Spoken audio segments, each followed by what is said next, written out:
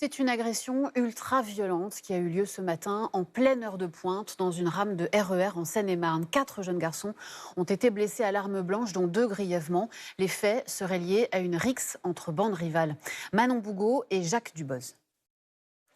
Examen des sacs et fouille au corps de plusieurs jeunes hommes. Ce soir, devant la gare d'Ozoir-la-Ferrière, la tension règne toujours. Les policiers craignent des représailles après la bagarre ultra-violente dans un train ici ce matin. Peu avant 8 heures, alors qu'un RER vient de s'arrêter sur ce quai, une dizaine de personnes cagoulées accourent dans le dernier wagon. Armées de haches, battes de baseball et couteaux, elles blessent 4 lycéens dont 2 grièvement. Sur cette vidéo prise par un témoin, on voit un homme, la tête en sang. Un autre a le petit doigt sectionné. Cet habitant dit connaître les victimes. Comme c'est des petits de ma ville, ils m'ont appelé direct, ils m'ont dit ouais, on s'est fait frapper, tout ça.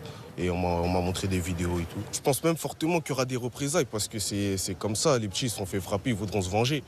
Les lycéens blessés ont entre 15 et 17 ans. La piste d'un règlement de compte entre bandes rivales est désormais privilégiée par les enquêteurs. Ce matin déjà, les habitants évoquaient ces rivalités entre des jeunes de 2 quartiers. C'est des jeunes qui ne s'apprécient pas vraiment. Du coup, c'est la guerre à chaque fois, quoi.